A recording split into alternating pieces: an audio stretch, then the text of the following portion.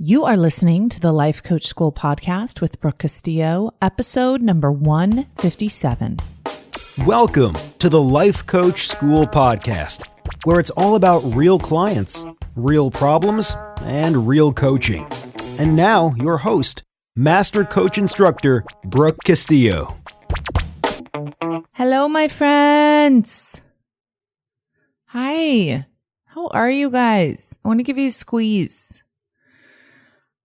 A lot of you guys are going through it right now. And I just want to remind you that that's what humans do. We go through it. Doesn't mean there's anything wrong with you. Doesn't mean there's anything wrong with the world. You know what it means? It means you're a human.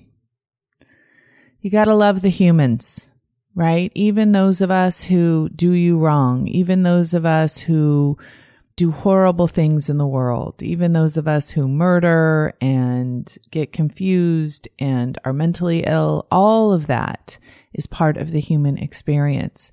I think a lot of us tend to think that everything in the world is supposed to be rosy and unicorny and lollipoppy. And we want it to be that way all of the time. But the problem is, without the negativity, without the negative emotion, without the challenges, without the imperfections, there is no goodness. There is no goodness without badness, right? It's that contrast that we have to have in order to create the goodness. So when you're going through it, like so many of you are right now, in your personal lives, in your self-doubt, in your frustration, I want you to remember that this is part of the deal. It's okay. Today we're going to talk about thought creation.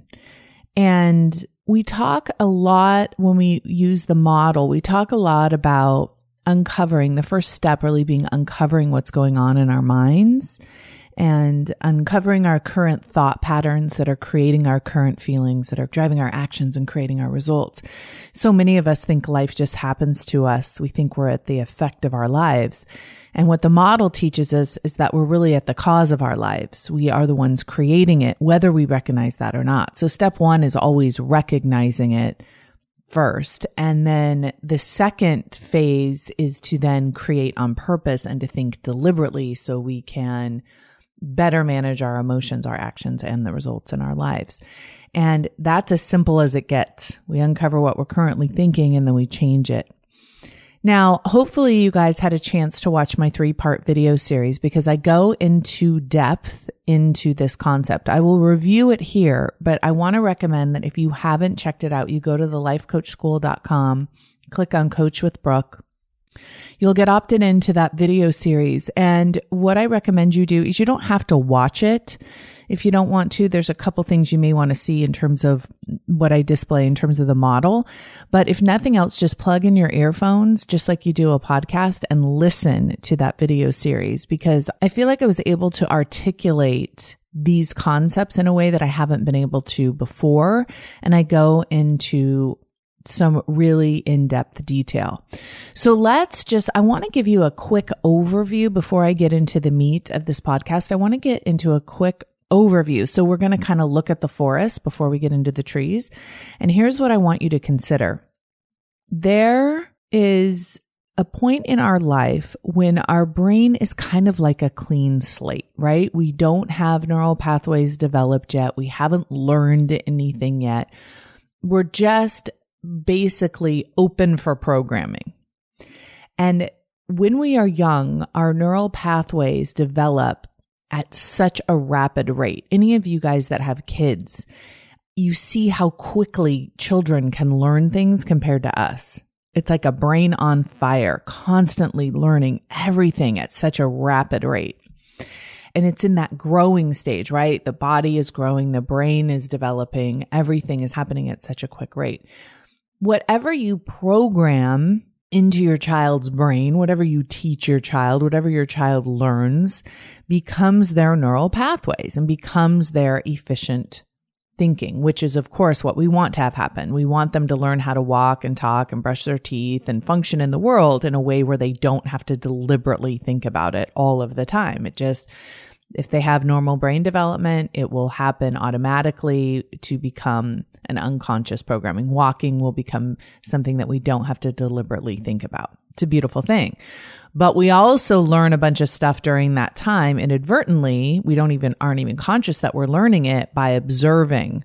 We learn so much by how we observe the world and imitate the world and listening to the world. And so we develop a lot of belief systems. We develop a lot of thought patterns as we're growing up and developing that we may not even realize that we have.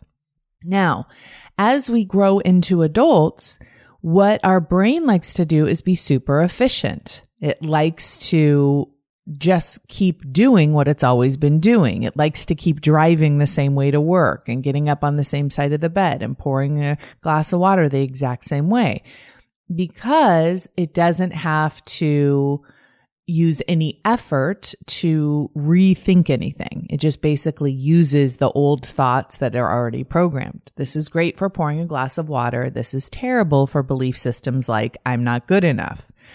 Your brain prefers to do it the way it's always done. So if you were programmed to believe that you're not good enough, you were programmed to believe that the world is a dangerous place, you were programmed to believe that money is hard to earn, any of that thinking will be automatic and easy to think. And it will be our default momentum. We will rely on thoughts that are easy to think rather than put energy into thinking new thoughts. When you are faced with what we call the blank canvas, which is basically your future is currently a blank canvas, what is the easiest thing to do is just to project your past onto your future. And that's what most of us do. It is actually very difficult and requires effort to project something new onto your future. It's much more challenging to use our imagination to create new thoughts than it is to just rely on the old ones. It's much easier if we have a structure on that blank piece of paper where we just color in the lines than it is to come up with something brand new to color, something brand new to draw. We want to, when you have a blank piece of paper, I don't know about you guys, but I cannot draw very well.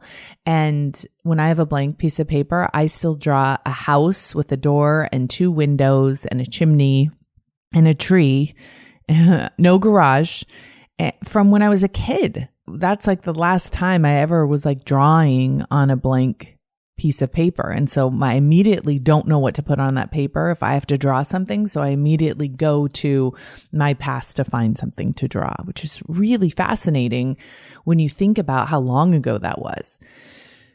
So that's also true for many of us when it comes to thinking, when it comes to projecting our lives onto our future. Our future is that blank canvas. And so we have to access a new skill set in order to create a new future. We have to literally create new thoughts that we've never thought before in order to create a new future that we've never created before. And when you notice yourself dreaming, you will notice your brain wanting to go to your past to find evidence of possibility. It will want to go to your past for the how. It will want to figure out, what do I already know how to think that can create this? And if there's nothing there, your brain will want to shut down because your brain is programmed for survival. And so it wants to use all of the things that it's learned in order to continue to stay alive. What your brain doesn't realize is that you're good. You don't need to focus so clearly on those survival things. And now it's time really in the human evolution for us to thrive and to use our creativity and our imagination to create things that don't yet exist. That is how we evolve. That's how we create solutions to any of our current problems, thinking in a new way. People will say thinking outside of the box, right? Thinking brand new thoughts that you've never thought before. What got you here won't get you there. Those kind of ideas are what we're talking about in this podcast. And what we've been working on in Self-Coaching Scholars is, first of all, what do I want to create in my life? What do I want to believe? And then how do I believe a thought that I don't yet believe? How do I create a thought that I don't yet believe? So in my work with the model, there's some tools and structures in place that we use to manage our lives, our emotions, our thoughts. So remember, thoughts create our feelings. We change our thoughts and therefore our feelings, our actions, and ultimately our results. The secret to everything is in that brain of yours, in those thoughts you're thinking. The process starts by finding out exactly what is creating our current results. You are the cause of your current results. It's a process of noticing, naming, and feeling our feelings. Then finding the thoughts causing those feelings. Then noticing how those feelings are creating our actions and our results. We can do this in any order, but awareness of all those components is what begins the process. Once we understand our patterns and the thoughts causing them, we will inevitably want to change our thinking. Here's something I want to give to you. Just being the witness, just being aware, just being the watcher of your current pattern inevitably starts to change it. When you observe something from that witness, from that compassionate witness, you automatically are subtly changing yourself and you don't even have to put any effort into it. Observation changes the object of your observation. So as you shift from being at the effect and believing you're at the effect of your life to noticing it, you're already in the process of changing it. One of the most common questions I get is, how can I change my thinking rapidly? I want to feel better now. My answer is always this. You have to start with awareness. You have to understand that your thinking causes your feelings, not intellectually, not just intellectually, but really understand it. This means that you don't try to feel better about a negative situation, but rather you recognize that the only thing making it negative is your thinking. This is the biggest mistake most beginners make with a model, is they understand intellectually that their thoughts are creating their feelings, but they don't really understand that the circumstances in their life are completely neutral, that none of those circumstances have to change at all in any way in order for you to change your thinking. Most people want to change the circumstance in their mind in order to feel better.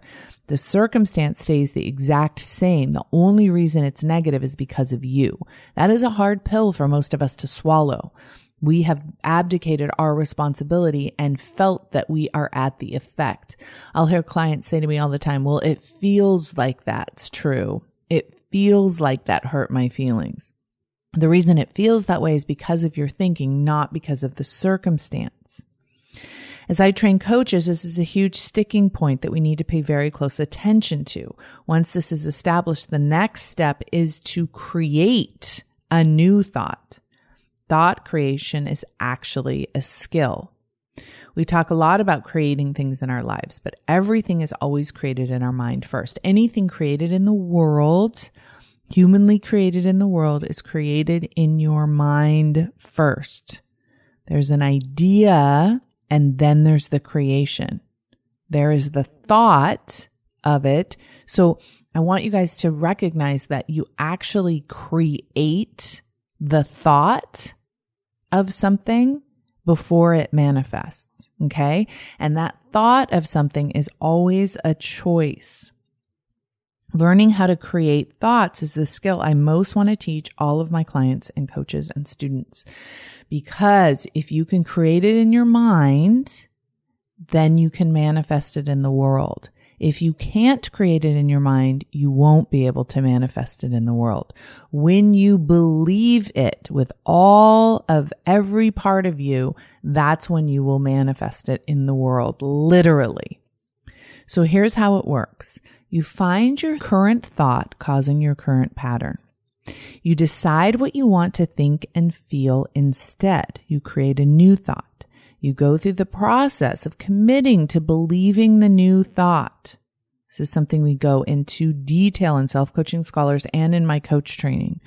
We rehearse it, we practice it, and we believe it ahead of time. So let's talk about the creation part specifically. There are two things to remember when it comes to a new thought you want to believe. You have to believe it, and it has to feel better. Now, it doesn't have to feel like, a lot of times you'll come up with a thought that sounds good, but you don't believe it and it doesn't feel better. That will not be useful to you. So I say all the time, you can't go from I hate my body to I love my body if you don't believe that. You have to go from I hate my body to I have a body. Now, I have a body feels better than I hate my body, and it's believable. Now, it's not to rainbows and daisies yet, but that's okay. We've made that shift. We've created a new thought. We've believed it. We've shifted our paradigm a little bit. When we talk about believing new thoughts, there's a process to believing, and the better your new thought is, the easier time you will have believing it. The idea is that when you completely believe it, then you will create the result to reflect the belief. Language can help as you're creating the new thinking from the old. Remember, without language, we don't have thoughts. We think in language. So being careful about the words that you choose and the language that you choose will be really helpful in coming up with new thinking. For example, if you have a thought that says, I can't stop drinking, I drink all the time, then you're going to go to, there are times when I don't drink during the day. Notice the first thought is, I can't stop drinking, I drink all the time. Okay, notice how that feels. And you change it to, there are times when I don't drink during the day. There are times when I don't even want alcohol. I want to not want alcohol. Someday I will stop drinking. Someday I won't even want to drink. It's possible I will decide to stop drinking someday. It's possible there will be a day when I stop drinking. I will stop drinking. I don't drink anymore. I don't ever drink. Notice how I just went through the ladder of thoughts. We started with, I can't stop drinking. I drink all the time. We didn't jump to, I don't ever drink. It's not believable. But we could go to, there are times when I don't drink during the day. Now that I can believe. That is true. And I did this when I was working on my own drinking. I went to, I never drink in the morning. I never wake up wanting a drink. I can control my drinking in the morning. Now, in the evening, for some people, they feel like they can't control their drinking. That's never true. We're always in control. We're always the one that picks up the alcohol. It just feels like we're out of control. But when we can shift our thought to, I do control my drinking, I'm the one that decides to drink or not, that's a subtle shift that we can believe, especially if we change the time of day. So notice how we shift from a thought that really causes us to feel out of control to one that helps us see that we're less out of control. And then we move all the way down to a thought that's very, very empowering. And that process can take days, weeks, or months, depending on how consciously you decide to think new thoughts. Notice how thoughts go from easier to believe to more difficult to believe. Sometimes when we try to jump from I can't stop drinking to I don't ever drink, we can't even come close to believing it, so it actually feels even more negative. Notice how I bridge the current thought to the new thought. Believing and going through this process can be quick or it can take several months. Coming up with new thoughts is a skill that takes practice. You can change a thought by sometimes adding words to the current thought to soften it. This is one of the techniques that you can use. A lot of you have asked me questions about this in Scholars about how do you take a current thought that feels so true, it's hard to let go. You can add modifiers to that thought. So like, for example, my brother annoys me. This is one of my sons, right? My brother annoys me, and that's okay. You can add, and that's okay, to the end of any thought. And that will soften it for most of you, for many people. My brother annoys me, and that's okay. Now, my brother annoys me is a thought that feels annoying, that feels awful.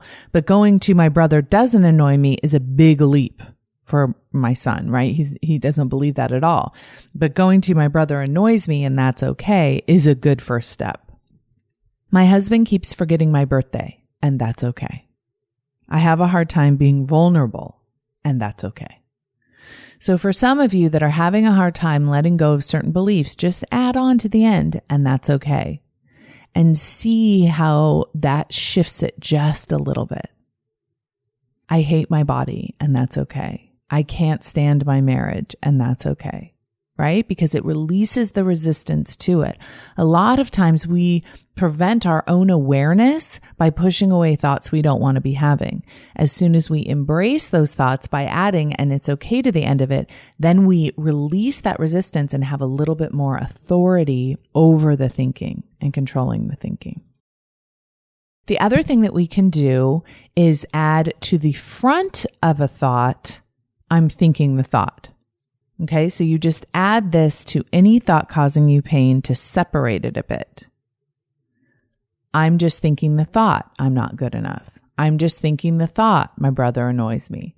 I'm just thinking the thought, I can't get any new clients. I'm just thinking the thought, I'm not losing enough weight. I'm just thinking the thought, I don't like my marriage. I'm just thinking the thought, I can't do this very well. I'm just thinking the thought, right? So you're acknowledging that it's just a thought and it's not reality. So the first one is adding, and that's okay to the end. The second one is adding, I'm just thinking the thought to the beginning. So you would actually put that in the T line. Instead of your T line being, I'm not good enough, your actual T line would be, I'm thinking the thought, I'm not good enough. Right? So you're adding that modifier onto there, which really helps you understand that it's just thinking. And sometimes you can ask these questions around your thought that are inspired by one of my teachers, Byron Katie. So sometimes you can get the turnaround, what she calls the turnaround. What is the opposite of this thought? I don't love my husband. The opposite is I love my husband. Is that equally true? I hate myself. I love myself. I hate my life. I love my life. Sometimes we can see that polar opposite as being equally as true. And there's been many times where I've been able to turn thoughts completely opposite and seen the truth in both sides. And that's really helped me. Another question that she inspires is, who would you be without this thought? If you literally didn't think the thought, how would your life be different? If you didn't think the thought, I have to lose weight. If you didn't think the thought, I'm unacceptable. I'm not good enough. I can't do this. I'm not strong enough. I don't have what it takes. Whatever that negative thought is, imagine your life if you couldn't think it. What would be different about your life? That's a really fun one to explore. What would you be thinking instead? You can always explore this. I might be wrong about, and then insert your thought there. I might be wrong about not being enough. I might be wrong about my brother being annoying. I might be wrong about not being able to lose weight. I might be wrong about not being able to make $100,000, whatever it is. When you add that clarifier on the beginning of the sentence, similarly to how we did, I'm just thinking the thought I might be wrong about, you give it a little bit of wiggle room. I might be wrong about this idea that I can't be a life coach. And then all of a sudden you open up a new thought and a new possibility onto your future. And finally, when you ask yourself the question, how would you like to think instead? You might come up with something you don't yet believe. So if, for example, you want to believe the idea that you can make $100,000 as a life coach. You want to believe that you can lose weight. You want to believe that you can buy that new car or move into that new house or meet the man of your dreams. You add the modifier to the beginning. I'm open to the idea that I can meet the man of my dreams. I'm open to the idea that I can lose weight. I'm open to the idea that I am an amazing human being that's going to make a huge contribution to my life. It's possible that I could lose 100 pounds. It's possible that I could really learn how to not have so much anxiety. It's possible that I could quit drinking. Add that to the front. I will someday stop drinking. I will someday stop overeating. I will someday believe that I am good enough. Adding those to the front of your current thoughts can open them up to other possibilities. You get to task yourself with what you want to believe and then ask yourself what you believe now. Bridge the difference between the two thoughts by creating new thoughts that go in between. We are going to be practicing this a lot in class. But what I want you to do is, if you're in Self-Coaching Scholars, make sure you go to page 33. And what you're going to do is start with a thought that you want to believe, and then go through those questions to get yourself to the place where you can bridge from this current thought to the next thought, from the thought. And remember, there's all those modifiers that you can add onto there. It's possible that it could be, you may not be able to go to, I'm going to lose weight and keep it off forever, but you might be able to believe it's possible that I could lose weight and keep it off forever. So have fun trying those modifiers and changing your thoughts and bridging from here to there. I'm telling you, your thoughts are everything. Whatever you can do to shift from your current neural pathways that are all from your past, that are going to keep repeating the same results that you've always gotten. If you can shift those even just slightly, your life will start to shift slightly. And then if you keep at it, your life can shift tremendously, way beyond what your current capacity is to think about. There's so much in your future that you can create if you're willing to let go of the neural pathways from your past and create brand new ones. It will take a little bit more effort. It won't be as efficient as just repeating your past, but I think that's the point of our humanness. That's the point of our evolution. All right, everyone, have a wonderful, amazing week, and I'll talk to you next week. And if you're interested, stay on through the outro and listen to Adrienne Nichols talk about emotional childhood, emotional adulthood, and her specialty, which is divorce. So good, you guys. Enjoy. Hey, if you enjoy listening to this podcast, you have to come check out Self-Coaching Scholars. It's my monthly coaching program where we take all this material and we apply it. We take it to the next level and we study it. Join me over at thelifecoachschool.com/join. Make sure you type in the THE lifecoachschool.com/join. I'd love to have you join me in Self-Coaching Scholars. See you there. Hi, my name is Adrienne Nichols, and I work with people who are going through an unexpected divorce, and I help them use it for personal growth. Today, I want to talk about the concepts of emotional childhood and emotional adulthood, and how understanding them can help you when you're dealing with a difficult person or situation like divorce. You may have heard about them here on the Life Coach School podcast before. I'll start by reminding you of what emotional childhood is, how it's disempowering, and why it's so tempting to indulge in it during a divorce. And I'll give you a really easy tip for dealing with that. Then I'll review what emotional adulthood is and talk about why it's so helpful when you want to get the best divorce possible and move on with your life. Along the way, I'll give you some examples so you can see how each of them look in practice. Here we go. Emotional childhood is when we don't take responsibility for our feelings. We blame our feelings on what someone else does or doesn't do. In a divorce, it can be very, very tempting to want to blame everything on your ex.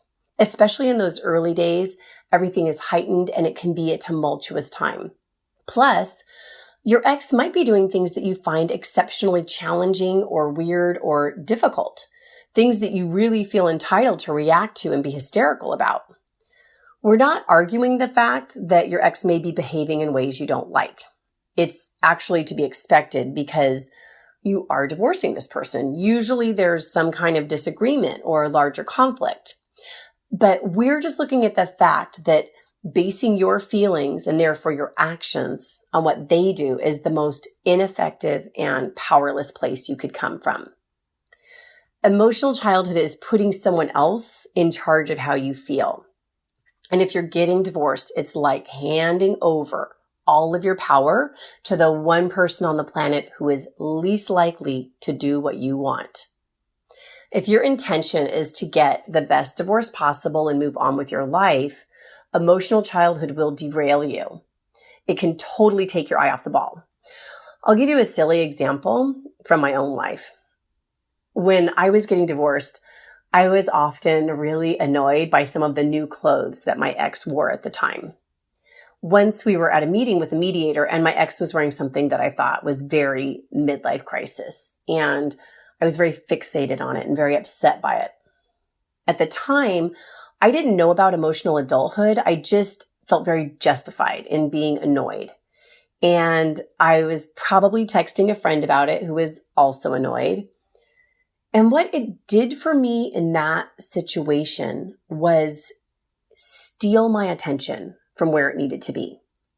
I was about to go into a meeting that related to something very important, like custody arrangements for my small child. And my mind was running wild about something totally unrelated, something that was not useful to me. I was in emotional childhood, and I was completely handing over my ability to be focused and centered to someone's outfit. Now, eventually I figured out this was not a good plan. He's a grown-up. He gets to dress however he wants. It is absolutely not my business. If I decided to let that affect my mood, that was my problem. There's an added layer of emotional childhood that can go on when you're getting a divorce. And that is that some of the encouragement you may get from family and friends will be in the form of emotional childhood. You can get into this habit of talking about your ex in a way where the underlying assumption for everybody is that, of course, you have to feel this way about it. And of course, you have to react this way about it. Like it's the only option. And it's usually a very counterproductive option. Let's take the example of your ex feeding your kids fast food a lot of the time. You get in a tizzy about how unhealthy it is, and then you talk to your friend about it, and your friend gets into a tizzy and adds on that it's not only unhealthy, but it's also super lazy and ignorant. Now you're both really upset. And you just keep piling on more and more evidence about how idiotic it is. And you both feel justified about it. And maybe you get this great idea to send a mean or sarcastic text message to your ex. What this does is it escalates everything. Now you're in a little texting war and you keep getting more and more frustrated and angry. And so does your ex, by the way. Pretty soon, you feel totally overwhelmed by negative emotion, and you for sure have made no headway on a real conversation about the fast food. Guess what else has happened? It's created some fresh bad will with your ex. And this is over a fairly small issue. Can you imagine how badly this plays out when it's a bigger issue? Reacting like this when you're not in a place of being aware of or taking responsibility for your emotions doesn't work out well, and it usually compounds the problem. Being in emotional childhood can often lead to making really crummy or impulsive choices that just makes things worse. And that's not your goal. You want to move forward. You don't want to make a difficult situation worse. I do happen to think it's pretty normal to want to trash talk your ex sometimes, especially in the beginning. Your friends love you. They want to protect you. And maybe bad things happened and that's why you're getting divorced.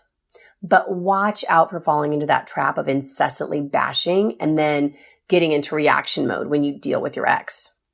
What I suggest you do with that urge to trash talk is to do what Barbara Sher calls conscious complaining. She wrote a great book called Witchcraft a long time ago, and lots of people have referred to this idea of hers called conscious complaining, which is exactly what it sounds like. You are complaining, but you're doing it in a conscious, purposeful way, and you give it a time limit. You're not making important decisions or taking actions based on it. You're just sort of letting off steam. Obviously, the best place to do this is not within earshot of your children, ever. And only do it with trusted people. When I was going through my divorce, I definitely indulged in this with a couple of trusted friends, also a therapist and a coach. And I could make the craziest comments and cuss and cry and get it all out and then move on. I tried to keep it very separate from the process of actually getting divorced and how I communicated with my ex. It definitely served me well and helped the whole thing from becoming really contentious and ugly. You need to be a rock star when you're getting divorced. I hate to break it with you. I'm talking like Winston Churchill. And it can't just be you being impulsive and saying any old thing just because you feel like it. If you do that, you need to know that it can come back to bite you later. Vent with your friends, a therapist, a coach, or journal, or write a letter that you never send. Get it out there. Emotional adulthood. Now that's when we do take responsibility for our feelings. All of them. We don't blame our emotional experience on what another person does or doesn't do. If we can be in emotional adulthood when we're going through a divorce, we have such an advantage. You can see that there's so much trouble that we can get into when we're in reaction mode to the person we're divorcing. Be in charge of your emotions. Be in emotional adulthood whenever you deal with your ex. What would emotional adulthood look like in that example I gave about the fast food? It's very simple. Mainly, it would look like not texting or communicating from that frazzled, upset state. Maybe all of the venting still happens. You still don't like it, but you clean up your thoughts about it so that when it comes time to talk about it with your ex, you do so without all of that negative emotion. You're really clear about what you want to communicate, and you do it in a way that allows for an actual conversation and not just an argument. That's a conscious place. This may be very new to you. Just keep practicing it. It does get easier. And it's better for everybody. It's better for you, your ex, your kids, and the whole divorce process. Remember, your ex may be doing all sorts of things you disagree with. You may not like what they're spending their money on, or who they're spending their time with, or how they're treating you.